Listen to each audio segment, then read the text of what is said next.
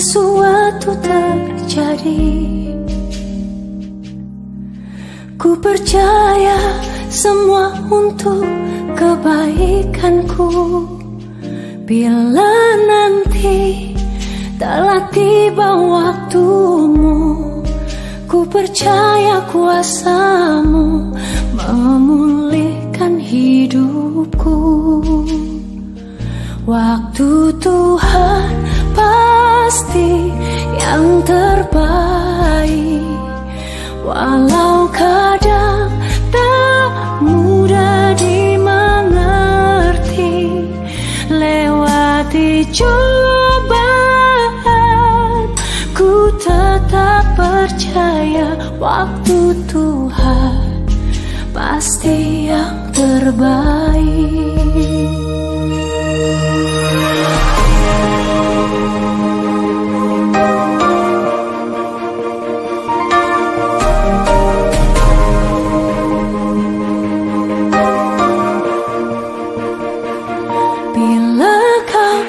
Izinkan sesuatu terjadi. Ku percaya semua untuk kebaikanku. Bila nanti telah tiba waktumu, ku percaya kuasa-Mu memulihkan hidupku.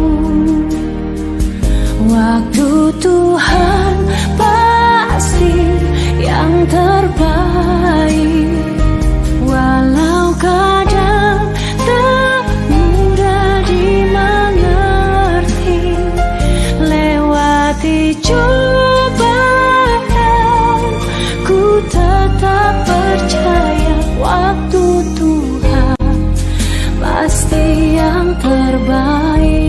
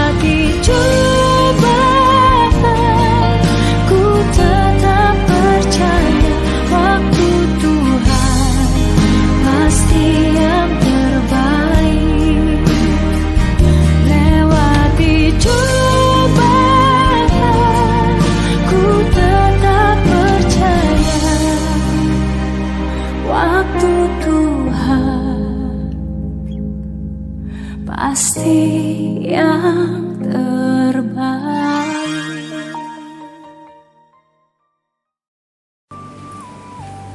Salam Ibu Bapak, saudara yang terkasih dalam Tuhan Yesus Kristus. Selamat pagi.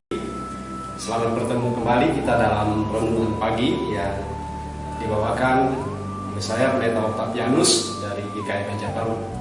Marilah kita bersatu dalam doa sebelum kita mulai perenungan akan kebenaran firman Tuhan.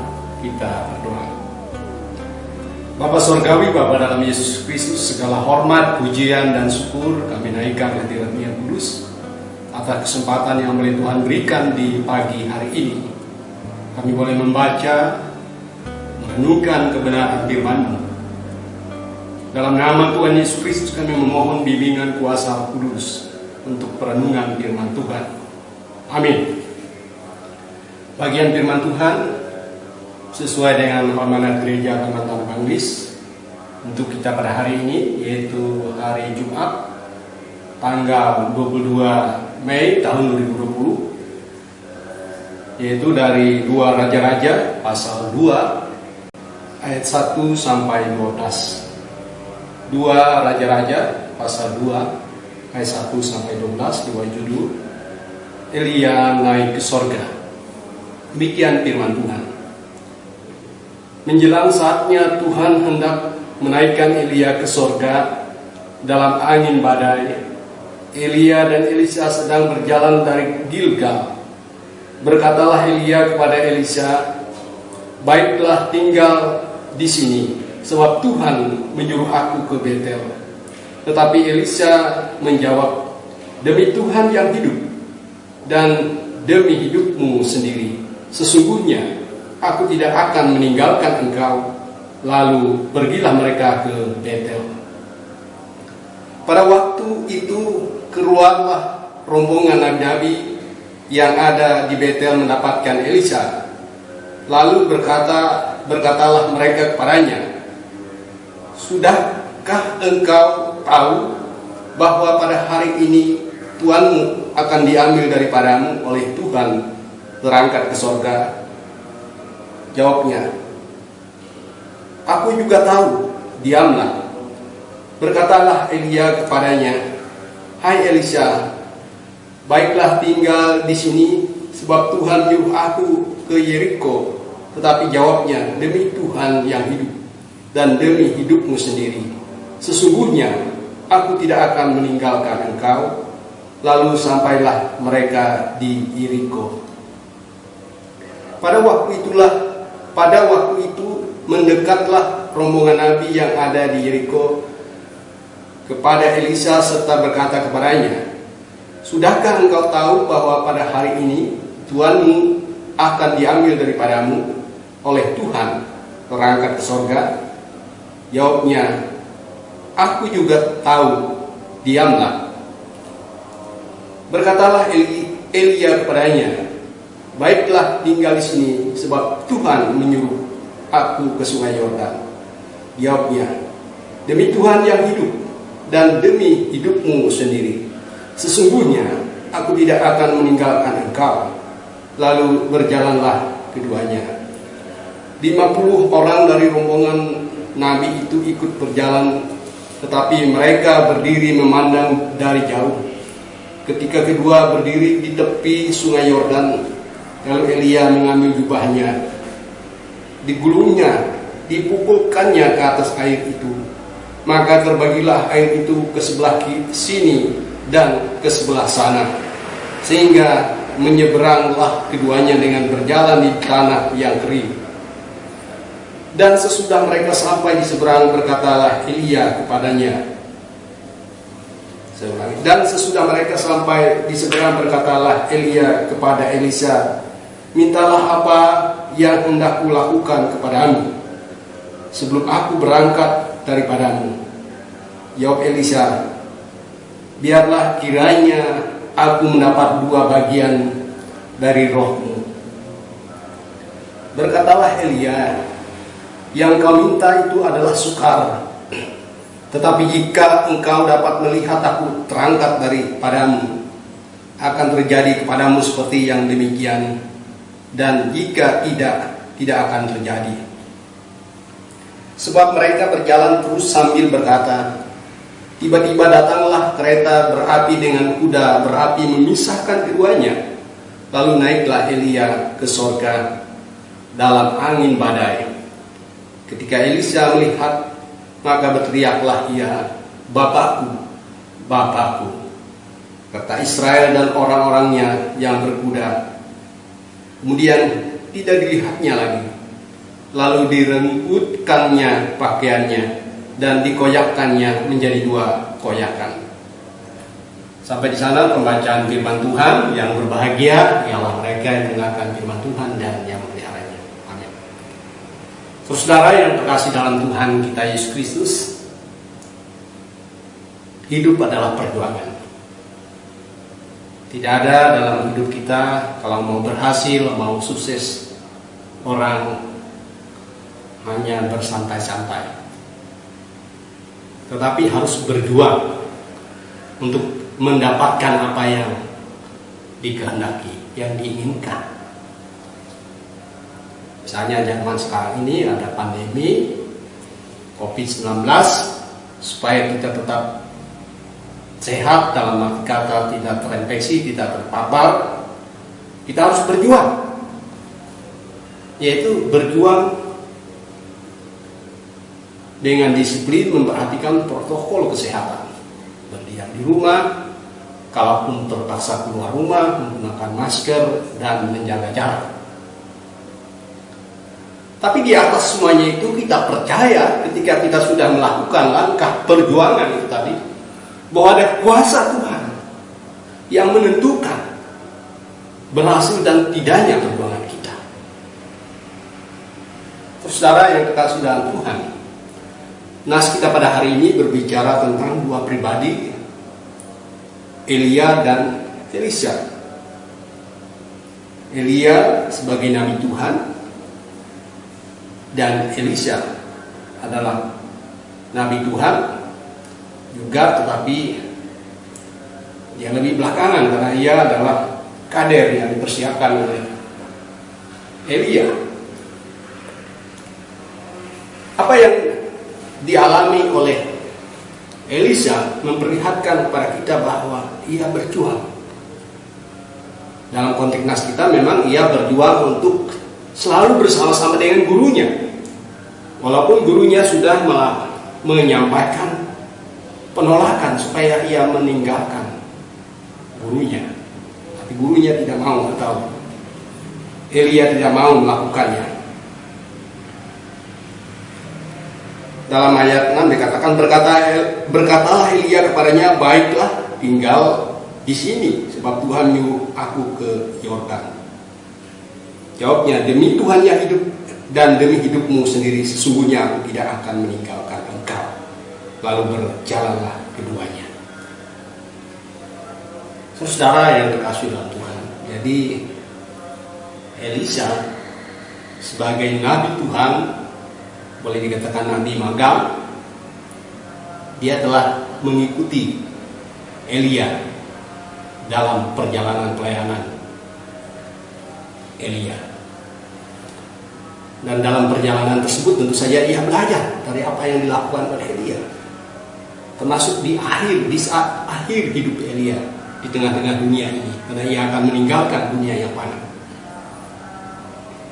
Ia tetap setia mengikuti Elia. Elisha tetap setia mengikuti Elia manapun, walaupun ditolak. Jadi sisi ini memperlihatkan kepada kita bahwa kemampuan Elisha melanjutkan tugas kenabian yang pertama tidak terlepas dari sebuah proses perjuangan. Perjuangan belajar, perjuangan ingin dibimbing, ingin dituntun kepada kebaikan, kepada kebenaran, dan bagaimana kebenaran itu disampaikan, bagaimana kebenaran itu dipertahankan. Jadi proses itu yang ia alami sebagai nabi yang magang, nabi yang belajar. Dan dia percaya, Elisha percaya bahwa ia bukan hanya memerlukan wawasan, pengalaman dari proses belajar itu tadi, tetapi ia memerlukan kuasa Tuhan. Sebagaimana kuasa Tuhan telah menyertai Elisha. Sehingga dalam ayat 9 dikatakan, dan sesudah mereka sampai di seberang, berkatalah Elia kepada Elisha, mintalah apa yang hendak kulakukan kepadamu sebelum aku terangkat daripadamu. Jawab Elisha, biarlah kiranya aku mendapatkan 2 bagian dari rohmu. Itu artinya bahwa Elisha meminta otoritas Tuhan yang telah berkuasa menyertai Elia dalam perjalanan kenabiannya. Dan puji Tuhan, Tuhan berkenan atas permintaannya. Dan itu artinya bahwa dalam proses perjuangannya sebagai seorang nabi, ia diberkati, ditopang, dikuatkan oleh Tuhan, sehingga ia bisa menjadi nabi yang tetap konsisten sampai akhir hidupnya. Saudara yang terkasih dalam Tuhan kita Yesus Kristus, dengan demikian perenungan untuk kita pada hari ini, yaitu saya beri tema, yaitu berjuang dalam topangan Tuhan. Berjuang dalam topangan Tuhan. Kita harus berjuang sekarang ini. Berjuang tentang kehidupan kita masing-masing. Rumah tangga kita harus berjuang supaya rumah tangga kita menjadi sejahtera. Ada orang yang masih punya karir, dia harus berjuang supaya karirnya bisa berjalan dengan baik sampai ia purna tugas. Ada juga yang mungkin berjuang untuk sehat, untuk sembuh, untuk pulih dari sakit penyakitnya. Ada juga orang yang berjuang untuk bangkit dari dosa dan kesalahannya, menjadi orang yang kembali kepada kebenaran.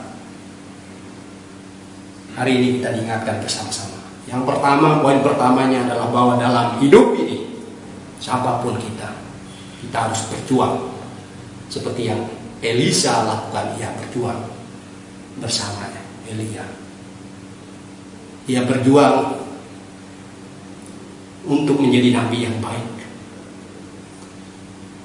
Dan yang kedua yang tidak boleh kita abaikan dan lupakan, bahwa di dalam perjuangan hidup kita harus mengandalkan Tuhan, yaitu kasih sayang Tuhan kita Yesus Kristus. Itulah yang kita andalkan dalam hidup ini. Jadi kita berjuang untuk menghadapi pandemi COVID-19, yaitu dengan memperhatikan protokol kesehatan, dengan memperhatikan bagaimana belanja pengeluaran kita supaya kita tetap bisa hidup, dan juga berjuang supaya kita bisa berbagi dengan orang lain. Tapi di atas semuanya itu kita harus memohon hikmat dan akal budi daripada Tuhan, pertolongan Tuhan, supaya kita mampu melakukannya dengan baik dan benar. Anak-anak kita harus berjuang, mereka harus belajar, mereka harus berteman dan bersahabat. Tapi di atasnya mereka harus berserah dan bersandar pada otoritas Tuhan yang memberkati, menuntun, membimbing mereka. Jadi jemaat Tuhan yang berbahagia, mari kita jalani sepanjang hari ini. Apapun bentuk perjuangan hidup kita sepanjang hari ini atau seterusnya, tapi di atas semuanya itu, kasih dan pertolongan Tuhan kita Yesus Kristuslah yang harus kita andalkan. Kiranya Tuhan memberkati sepanjang hari ini dan seterusnya. Amin. Untuk firman Tuhan, kita bersatu dalam doa. Bapak Surgawi, Bapak dalam Yesus Kristus, kami bersyukur karena pada saat ini kami boleh merenungkan kebenaran firman Tuhan. Biarlah kami boleh belajar dari Elia dan Elisa.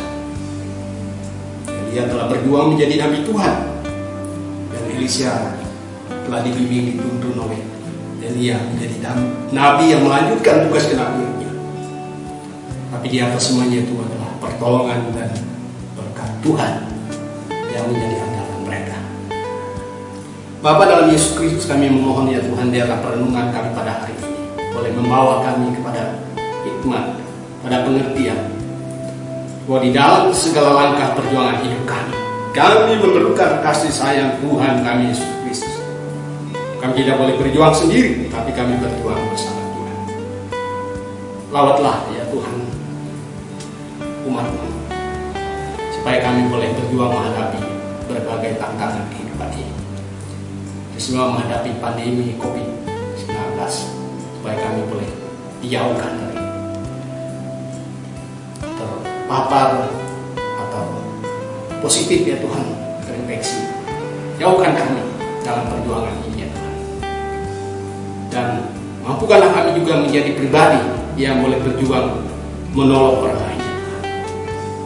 Dalam nama Tuhan Yesus Kristus kami menyerahkan seluruh keberadaan hidup kami, sekarang sampai selama-lamanya. Amin.